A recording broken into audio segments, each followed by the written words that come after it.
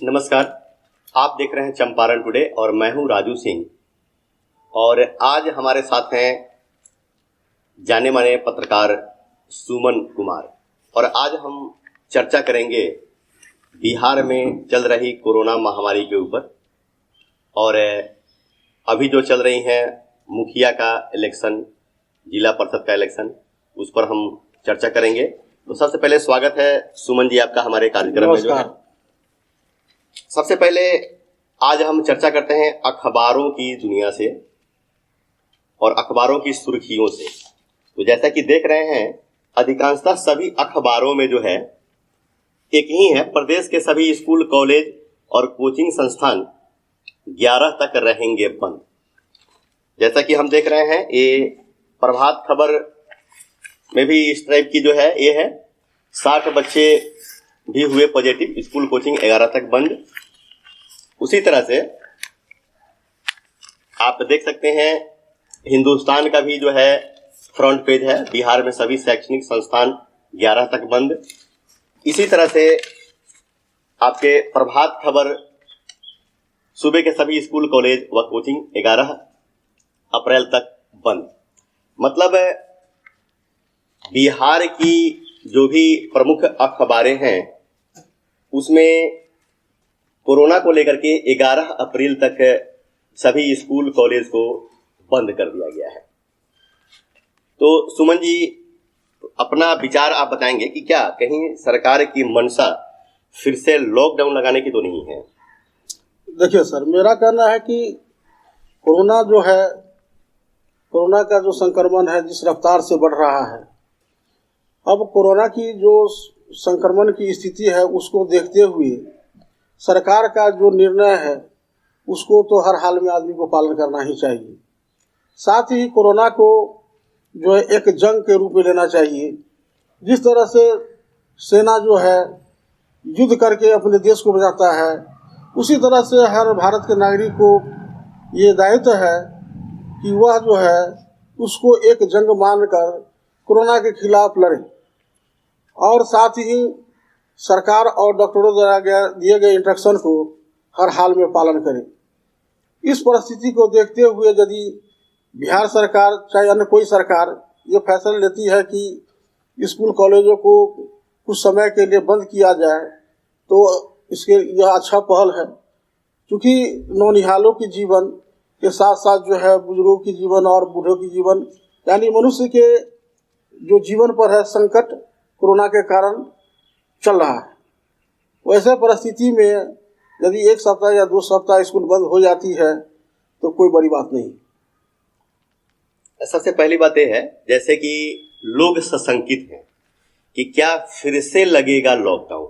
अभी जो स्थिति अखबारों की जो सुर्खियां जो देख रहे हैं, इसमें स्पष्ट तौर पर 1 सप्ताह का, यानी कि 11 अप्रैल तक स्कूल को बंद किया गया है। आप अगर याद करें, कोरोना का जो फर्स्ट राउंड जो मार्च में नरेंद्र मोदी की सरकार ने 22 मार्च को पहला लॉकडाउन लगाया था, भारत बंद की घोषणा की गई थी।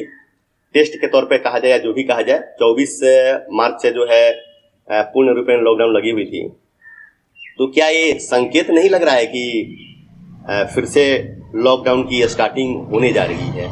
जिस तरह से कोरोना का जो स्थिति बढ़ रही है, भयावह रूप जो आ रही है, ऐसा लग नहीं रहा है कि बिहार सरकार का ये एक संक्षिप्त संकेत कि आगे लॉकडाउन लग जाए? देखिए, कहना है कि शुरुआती दौर में जो कोरोना की लहर आई, उस दौर में जो है किसी तरह की चिकित्सीय व्यवस्था जो है उपलब्ध नहीं था कोरोना से संबंधित। लेकिन अब वैज्ञानिकों द्वारा जो है, डॉक्टरों द्वारा जो है इसका उपाय जो है ढूंढ निकाला गया है और सरकार के द्वारा बृहद पैमाने पर जो है टीकाकरण का कार्यक्रम पूरे देश में चलाया जा रहा है। परिस्थिति जो पहले थी अब ऐसा नहीं है, लेकिन आंशिक रूप से लोगों के मन में जो खबर आ रही है उससे आशंका पैदा हो रहा है कि संभवतः कुछ दिनों के लिए लॉकडाउन लगे, यह महसूस लोग कर रहे हैं। लेकिन ऐसा संभव नहीं है, क्योंकि सरकार की सक्रियता जो है लॉकडाउन की तरफ जो है बढ़ने नहीं देगा लोग। चलिए, एक और है, ये हम देख रहे हैं प्रभात खबर का जो है इसमें सबसे नीचे जो है, फ्रंट पेज के सबसे नीचे जो है, सतर्कता के साथ बजेगी शहनाई। और जैसा कि बिहार सरकार का देख रहे हैं निर्देश जो है कि 50 और 250, जैसे श्राद्ध कार्यक्रम या विवाहोत्सव जो है, इसमें इससे अधिक संख्या नहीं होनी चाहिए। जबकि श्राद्ध कार्यक्रम हो या विवाहोत्सव हो, उसमें अगर ऐसा देखा जाए गेस्ट की संख्या जो है अधिक होती है। तो क्या यह कोरोना को लेकर के एक और संकेत आ रहा है कि अधिक भीड़ भाड़ नहीं लगाएं, जहां तक हो सोशल डिस्टेंसिंग का पालन करें। अच्छा, दूसरी ओर एक चीज और है जिस पर गौर करने की बात है।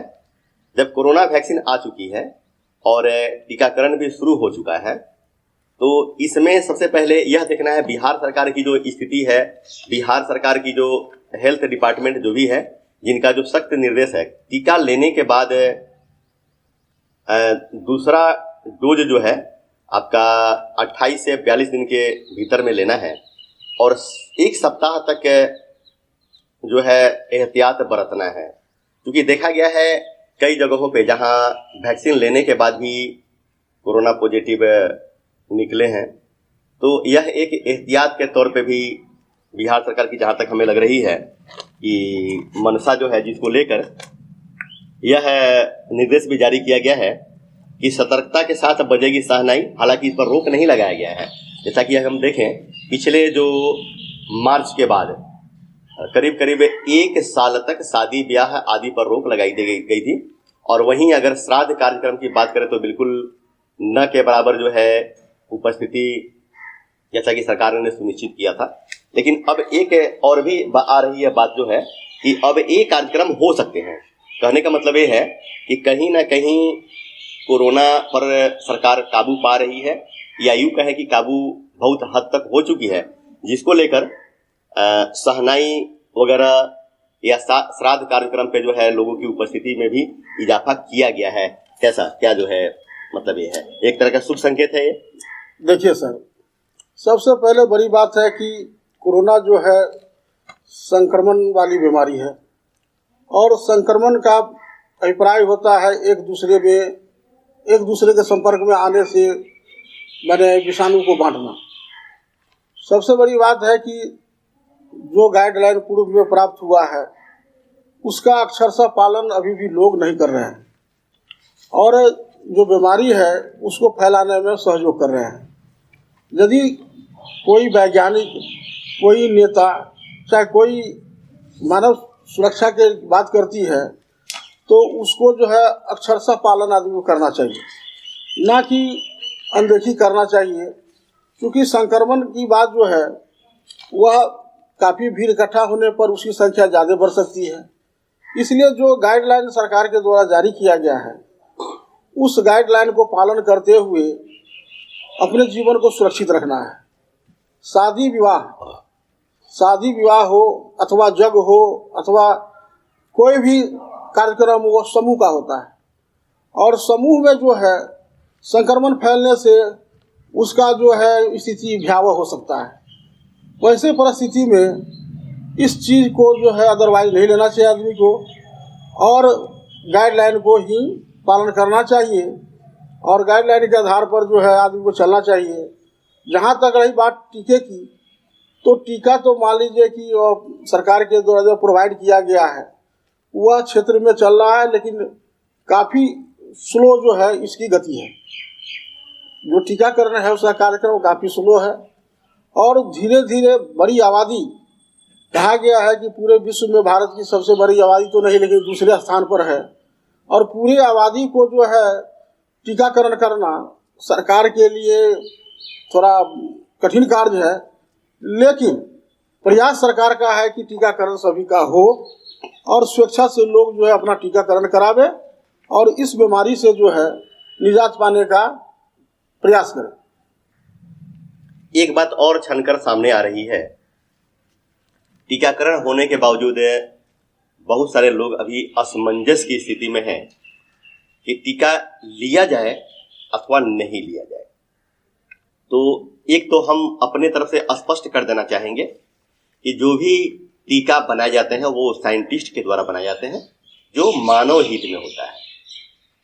तो टीकाकरण जो बनाया गया है, टीकाकरण जो चल रहा है और टीका जो बने हुए हैं निश्चित तौर पे मानव हित में है, इसलिए सभी को टीका ले लेना चाहिए, टीका लेना ही चाहिए ताकि आगे जो संक्रमण के जो खतरे हैं उसको कम किया जा सके।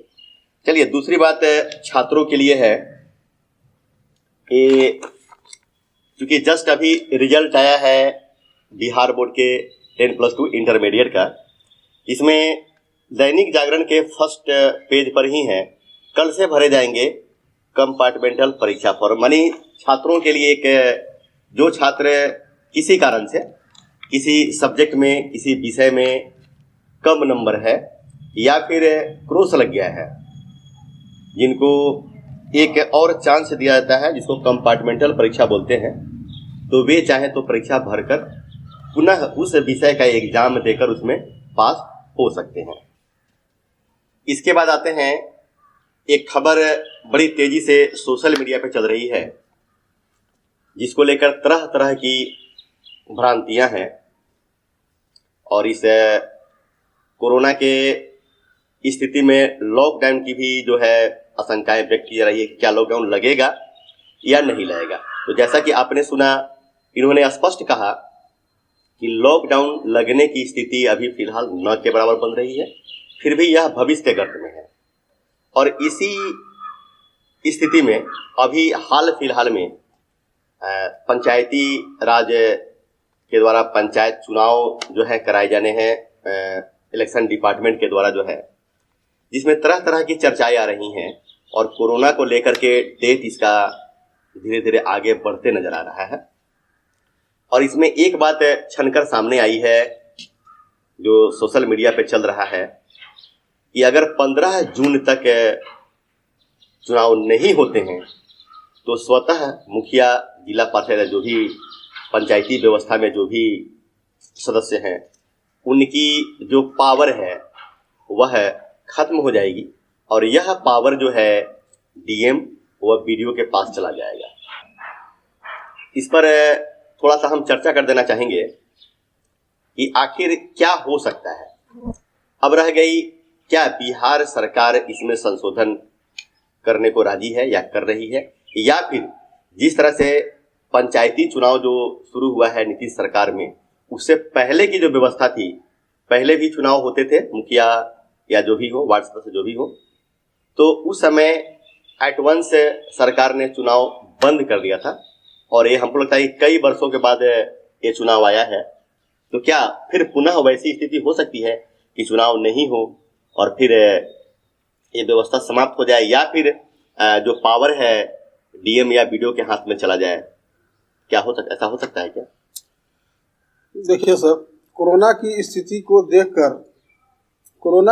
को देखकर ही सरकार जो है अपना निर्णय लेती है और जिस तरह से सरकार के द्वारा जो है गाइडलाइन जारी किया गया कि संक्रमण को देखते हुए विद्यालयों को जो है अगले 11 तारीख जो बंद किया जाए क्योंकि इससे संक्रमण फैल सकता है, तो पंचायत चुनाव जो है क्या उसमें संक्रमण नहीं फैल सकता है? बिल्कुल बिल्कुल सही कहना है आपका कि हो सकता है डेट को आगे बढ़ाया जाए, क्योंकि अगर कोरोना की भयावह स्थिति उत्पन्न होती है तो उस स्थिति में पंचायत चुनाव या कोई भी चुनाव कराना उचित नहीं है। लेकिन एक चीज और जो है आ रहा है सामने, अभी पश्चिम बंगाल में जो है चुनाव हो रहे हैं, तो आखिर ऐसा क्यों? एक तरफ आप चुनाव का डेट बढ़ा रहे हैं, माने सरकार की, हम मेन बात कर रहे हैं सरकार की जो ये है उस पर फोकस कर रहे हैं कि एक तरफ केंद्र सरकार पश्चिम बंगाल में चुनाव करा रही है, दूसरी ओर बिहार सरकार पंचायती चुनाव को आगे बढ़ा रही है। आखिर इसकी दो तरफा लग रहा है ऐसा, तो अगर देखा जाए तो देखिए सर, ये जो चीज है उच्च स्तरीय चीज है और उच्च स्तरीय चीज जो है जो देश और राज्य के चलाने वाले हैं वह अपने हिसाब से निर्णय लेते हैं और परिस्थिति से वाकिफ होते हैं और उस हिसाब से अपना गाइडलाइन जारी करते हैं। क्योंकि विकास की जो गति है उसको भी अवरुद्ध नहीं करना है। विकास की गति को जारी रखते हुए सरकार निर्णय लेती है और सुरक्षित, जिससे कि नागरिक की सुरक्षा बरकरार रहे और सरकारी कार्य जो भी बाधा नहीं पड़े, वह गाइडलाइन के तहत ही काम करना होगा। लेकिन यह तो विस्तृत विषय है, जो सूबे के मुखिया हैं वह इस पर निर्णय लेते हैं और आम जनों को जो है उसका पालन करना होता है। बिल्कुल जो है यह विषय जो है काफी बड़ा है, उस पर क्यास लगाना अच्छा बात नहीं है। तो अब फिलहाल यह देखना है कि क्या बिहार सरकार अपने रणनीति में बदलाव लाती है, क्या चुनाव टलेगा, क्या वाकई ऐसा हो सकता है कि अगर 15 जून तक चुनाव नहीं होते हैं, परिणाम नहीं आते हैं, तो क्या वाकई मुखिया, जिला परिषद, वार्ड सदस्य या पंचायत समिति जो भी हैं, उनका पावर सही में डीएम के पास या बीडीओ के पास चला जाएगा? खैर भविष्य की बात है, इस पर विशेष अभी चर्चा करने की जरूरत नहीं है। लेकिन यह स्पष्ट है कि जिनके मन में यह शंका था कि क्या लॉकडाउन लग सकता है, यह भी भविष्य के गर्त में है, फिर भी फिलहाल जो संकेत मिले हैं उसके आधार पर यह स्पष्ट है कि लॉकडाउन लगने की उम्मीद अभी फिलहाल कम है। तो दर्शकों, आप देख रहे थे चंपारण टुडे और आज का जो हमारा कार्यक्रम है यहीं पे समाप्त होता है। फिर हम अगली बार ऐसे ही लेकर आएंगे अखबारों की चर्चाएं, सुर्खियां। तब तक के लिए मैं यही कहूँगा कि आप देखते रहें चंपारण टुडे। अगर आपने लाइक नहीं किया है तो इसको लाइक कर लें और सब्सक्राइब बटन दबाना नहीं भूलें।